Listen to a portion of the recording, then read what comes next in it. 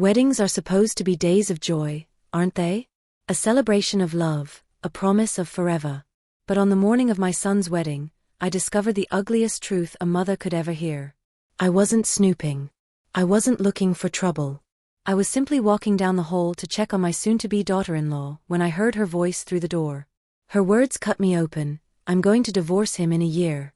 After I get what I want. I froze, my hand against the wall, my heart pounding so loudly I thought it might give me away. In that moment, I realized my son wasn't marrying love. He was marrying betrayal. And as his mother, I had a choice: stay silent and watch him be destroyed, or fight back in a way that no one would see coming. My name is Margaret Ellis. I'm 79 years old, and this is the story of how one overheard confession at a wedding led me to craft a revenge so precise, so devastating, that the woman who thought she could fool us all ended up watching her entire plan collapse. The church bells were already chiming when I arrived at St. Mary's Chapel that morning. It was a crisp September day in Ohio, the kind of day where the air smells of fading summer but carries the chill of fall. I wore a pale blue dress Harold, my late husband, had always loved on me. My silver hair was neatly pinned back, and I carried with me a small clutch that held tissues, a rosary, and a photograph of Harold. He should have been there to see our son Michael get married. Everyone was buzzing around, laughing, arranging flowers, adjusting ties. I was walking the upstairs hallway of the small inn where the bridal party was getting ready when I heard it, the voice of my future daughter-in-law Claire.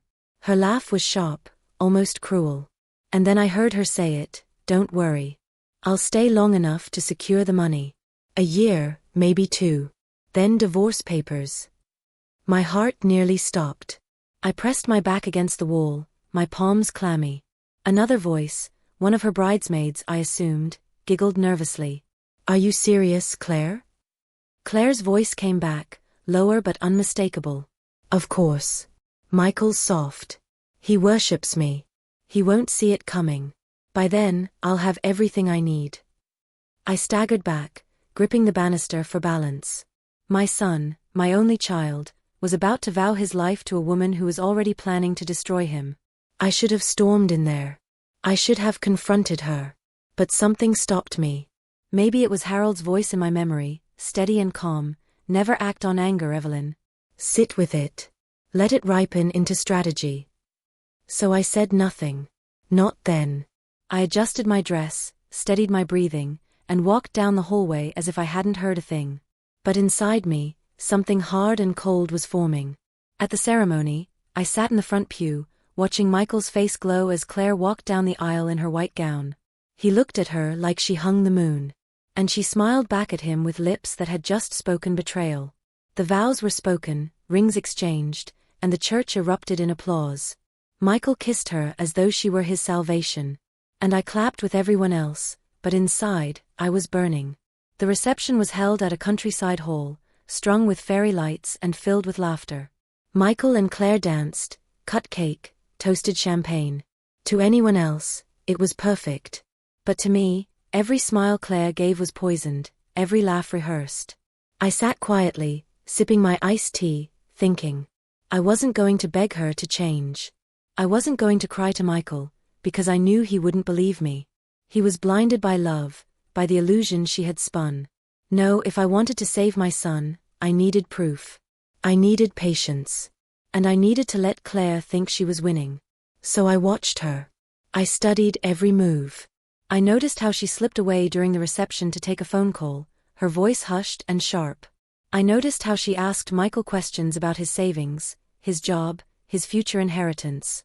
She thought she was subtle, but to a woman who had lived nearly 8 decades, her greed was glaring. As the newlyweds drove away that night, tin cans rattling behind their car, Michael beaming and Claire leaning into him with that perfect smile, I stood at the edge of the road and made a vow to myself. I would not let her destroy him. But to defeat her, I couldn't just expose her words. I had to let her reveal herself. And when she did, I would be ready. Little did Claire know that the woman she laughed at behind closed doors had already begun laying the foundation for her downfall. And the first crack in her perfect facade appeared just weeks later, when I noticed exactly how interested she became in Michael's inheritance. The honeymoon phase didn't last long. From the moment Claire and Michael returned from their week in Florida, I could see her gears already turning. She wasn't just settling into married life, she was calculating. She'd show up at my house with Michael, put on her sweet daughter-in-law smile, and then find ways to slide in little questions. "So Evelyn," she said one Sunday afternoon as we sat in my living room, the sapphire blue curtains filtering the autumn sunlight, "this house of yours, it's beautiful. Been in the family long?" I sipped my tea. "Over 40 years. Harold and I bought it when Michael was just a boy. Paid off long ago." She leaned forward, her eyes glinting. "And when you're gone, who gets it? Michael, I assume." Her tone was casual, but her gaze was sharp, hungry. Michael laughed and tossed his arm around her shoulders, completely oblivious. "Of course, honey. Mom's made that clear. Everything will be mine someday." I smiled faintly but said nothing. Inside, I felt the heat rise. This woman wasn't even trying to hide her obsession. Already, just weeks into marriage, she was looking at my house like it was a prize on a game show. Over the next few months, the questions kept coming. About Harold's pension, about Michael's life insurance, about my will. She phrased it sweetly, "I'd just like to plan ahead," but I knew better. Michael, bless him, remained blind. He adored her. He defended her. Once, when I raised an eyebrow after she pried a little too hard, he pulled me aside. "Mom, she just wants to make sure our future's secure. Don't take it the wrong way." I bit my tongue. If I told him what I'd heard on their wedding day, he'd accuse me of trying to ruin his happiness. I needed something solid. Something undeniable. So I started gathering proof. I kept a small notebook tucked in the drawer of my nightstand. Every time she asked about money, I wrote it down, dates, times, her exact words. I saved receipts from the expensive shopping trips she dragged Michael into. Designer bags, shoes, jewelry far beyond their budget. I noticed the credit card bills piling up on their kitchen counter when I visited. And then there were the phone calls. More than once, when she thought no one was listening, I caught her whispering on the phone. Her tone was sharp, impatient. "No, not yet," she said once, pacing in their backyard while I watered the roses. "It takes time. He trusts me completely. Just be patient." I didn't know who she was talking to, but I knew what it meant. Michael wasn't her partner. He was her project. I began talking less when she was around, letting her believe I was just the quiet old woman in the corner. People like Claire underestimate silence. They think it means ignorance, weakness. But silence is where the sharpest observations are born. By Christmas, her greed had grown bolder. We were sitting around my tree, unwrapping gifts.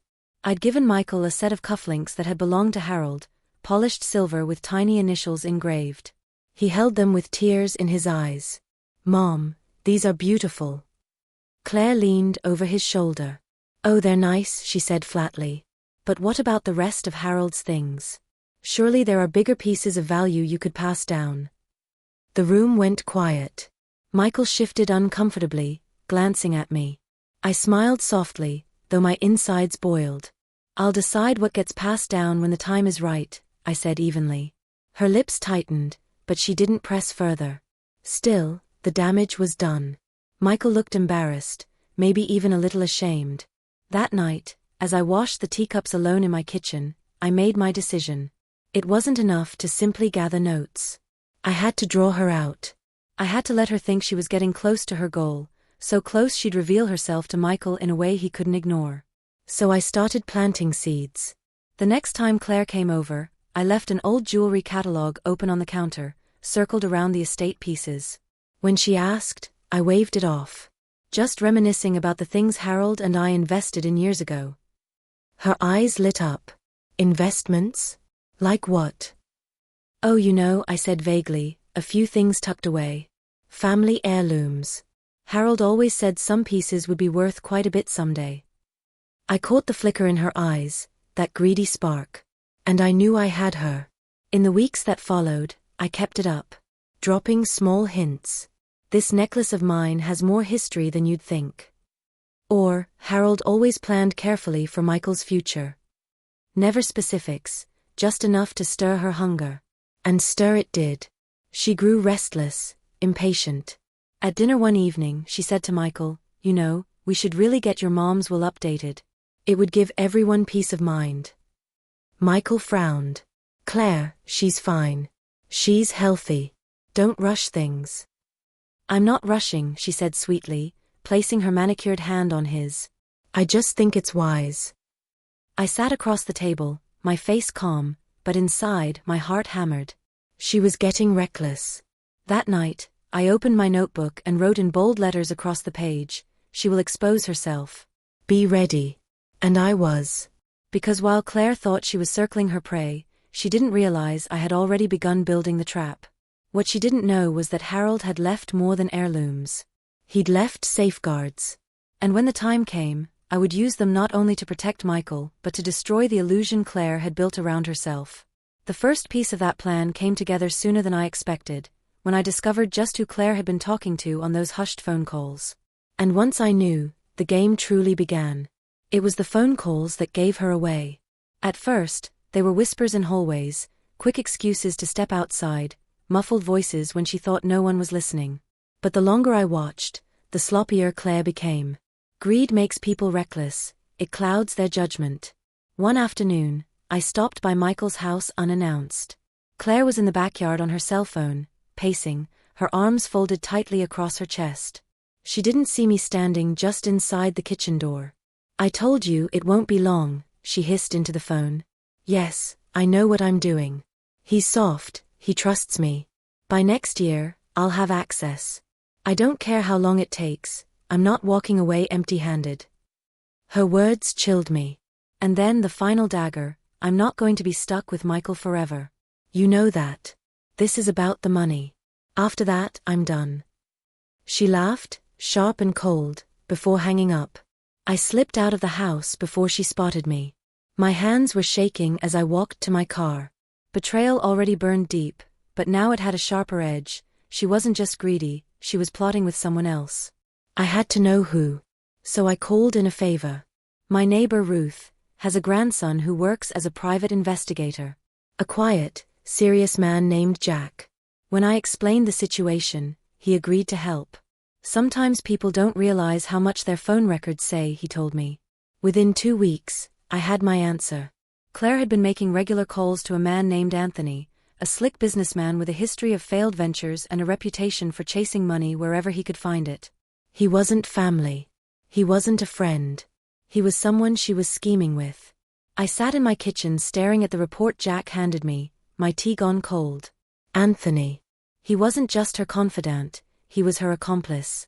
Perhaps more. I closed the file, a calmness settling over me. Now I had what I needed. Proof she was betraying Michael. Proof she was planning to drain him dry. But storming in with that proof wouldn't work. Michael was too blinded by love. He would think I was misinterpreting, or worse, trying to sabotage his marriage. I needed Claire to expose herself.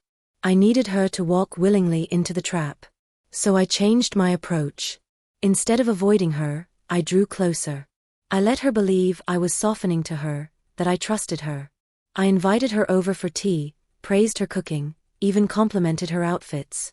You have such good taste, I told her once, watching her eyes glitter with pride. She began to relax around me, convinced I had finally accepted her. That was when she grew bolder. Evelyn, she said one afternoon as we sat in my living room, sunlight streaming through the lace curtains, have you ever thought about updating your will? I mean, just so everything's clear for Michael. It would give him peace of mind, you know. I smiled faintly, hiding my satisfaction. That's a thoughtful idea, Claire. Harold always believed in planning carefully. Perhaps you're right. Her eyes nearly sparkled. Really? Because I know a good lawyer. Oh no, dear, I interrupted smoothly. I'd want someone who understands the family's history. But thank you for caring. She nodded quickly, trying to mask her disappointment. Later that night, I wrote in my notebook, she is circling closer. Keep leading her on. The opportunity came at Michael's birthday dinner. We gathered at my house, just a small group, a roast chicken in the oven, candles flickering on the table. As we ate, I let my hand brush against the sapphire brooch pinned to my cardigan, another heirloom Harold had given me. This old thing, I said casually, Harold used to joke it was worth more than our first house. Claire's fork froze mid-air. Really? I chuckled softly. Oh, he had a habit of exaggerating. But you know Harold, always careful, always collecting things that held value. Michael grinned. Dad always did love a good deal. Claire smiled too, but her eyes were fixed on the brooch like a predator eyeing prey. That was when I knew the next stage of my plan had to begin. It wasn't enough to let her circle. I needed her to act, to overstep, to reveal herself so plainly that Michael could no longer deny the truth. So I set the bait. I told her in passing that I was considering moving some heirlooms into a safe deposit box, just to be sure they were secure. I watched her expression tighten, her jaw clench for just a second before she smoothed it over with a smile. "Oh, that's smart," she said.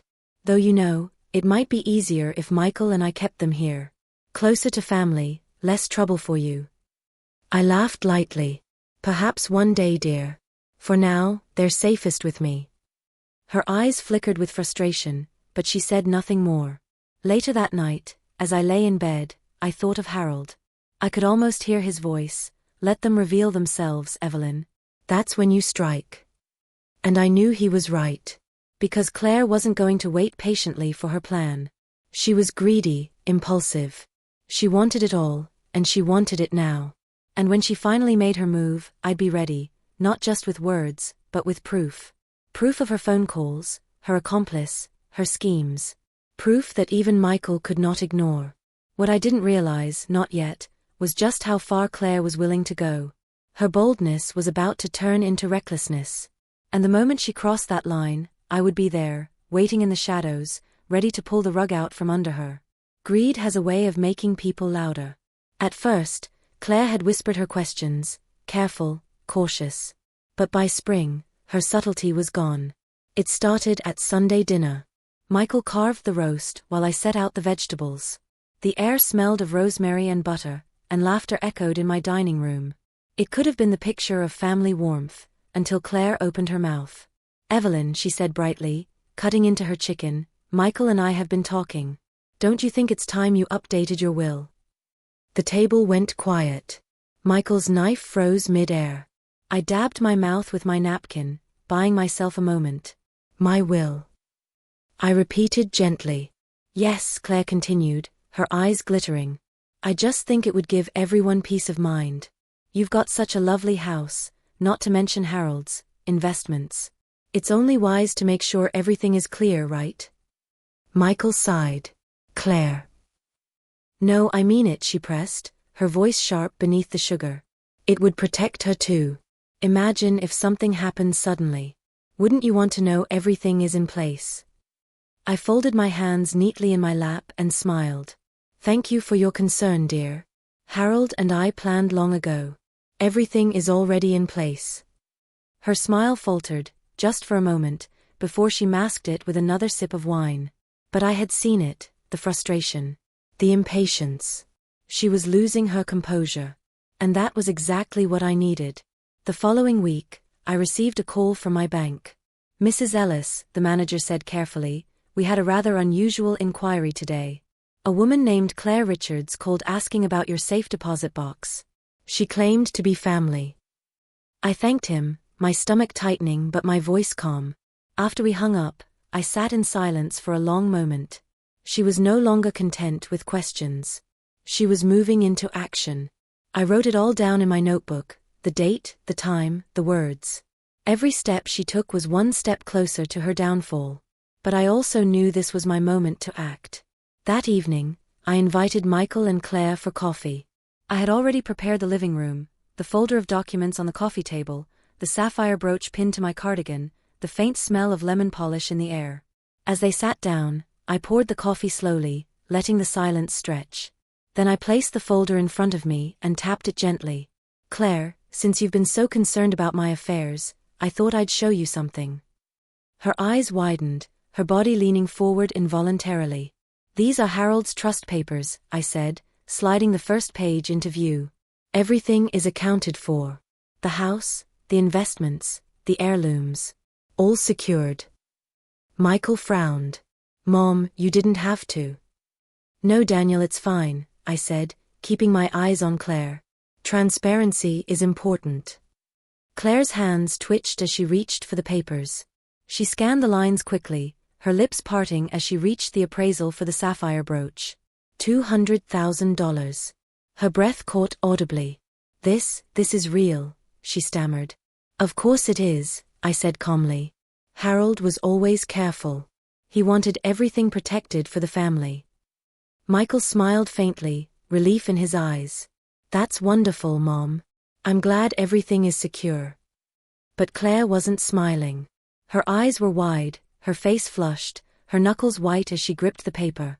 For a moment, she looked like she might faint. Then she handed it back quickly, masking her expression with forced composure. That's very reassuring, she said with a tight smile. But I saw the truth. She wasn't reassured. She was ravenous. Later that night, as I lay in bed, I knew she wouldn't be able to resist. I had given her a glimpse of the treasure, just enough to fuel her obsession. Now, she would chase it harder than ever. And I was ready. Within a week, she proved me right. I returned home one afternoon to find my front door unlocked. Inside, my dresser drawer was slightly ajar. The jewelry box had been opened. And though the necklace and brooch were still there, a folded note I had placed beneath them was gone. I smiled to myself. She had found it. The note read simply, Harold's true fortune is hidden, but only loyalty will reveal it.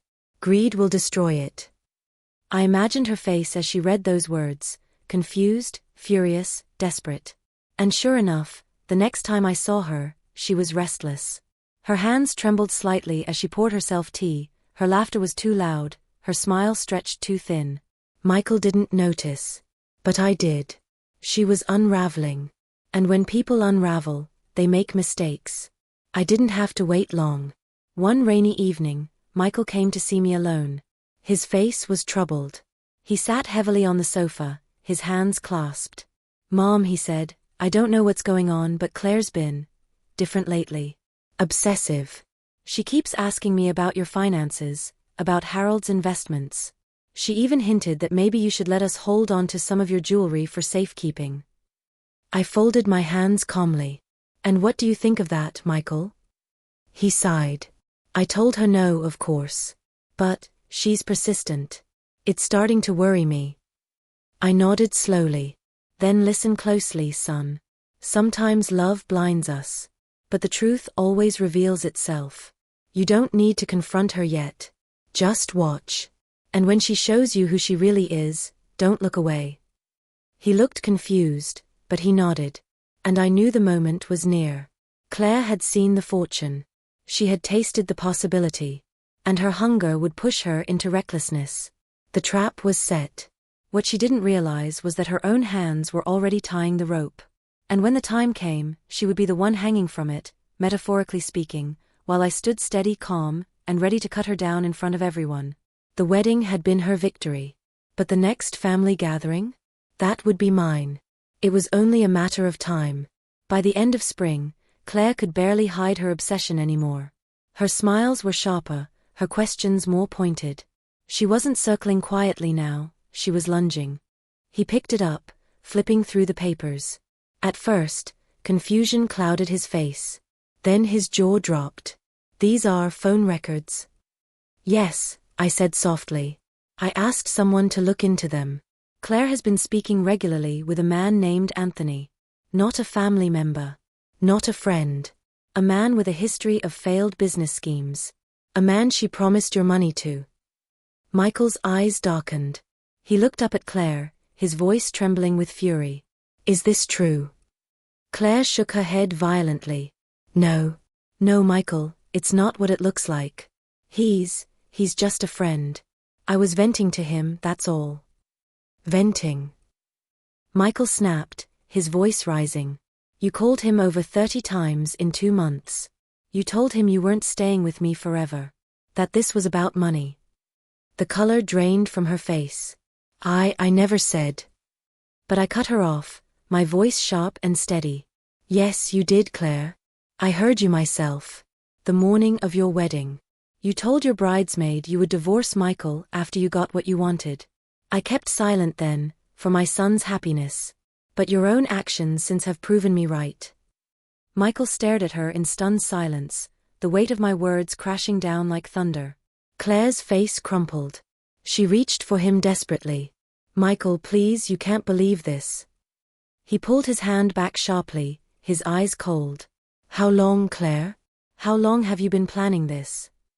Tears welled in her eyes, but they weren't tears of regret.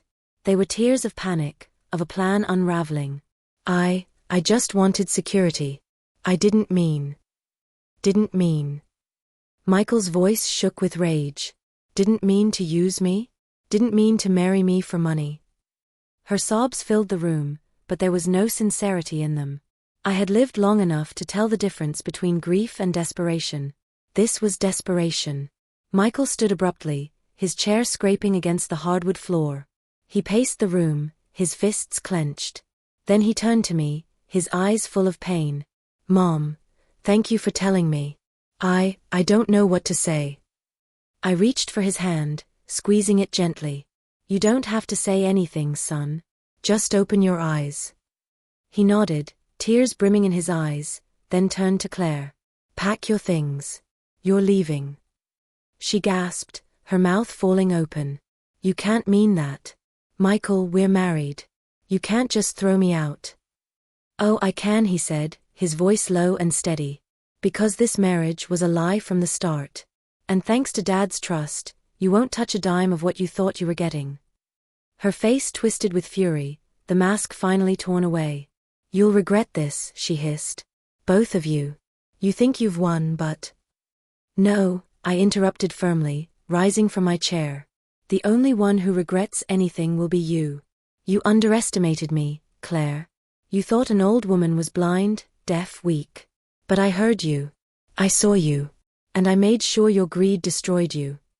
Her mouth snapped shut, her eyes blazing with hatred. But there was nothing left for her to say. Michael opened the door and pointed. Leave. She grabbed her purse with trembling hands, glaring at me one last time before storming out into the night. The sound of the door slamming echoed through the house like a final verdict. The silence that followed was heavy, broken only by Michael's ragged breathing. He sank onto the sofa, burying his face in his hands. Mom, how could I have been so blind? I sat beside him, placing a gentle hand on his shoulder. Love makes fools of us all. But don't blame yourself. Blame her. And be grateful you know the truth now, before she could take everything. He nodded slowly, tears slipping down his cheeks. In that moment, I felt the fire in my chest finally cool.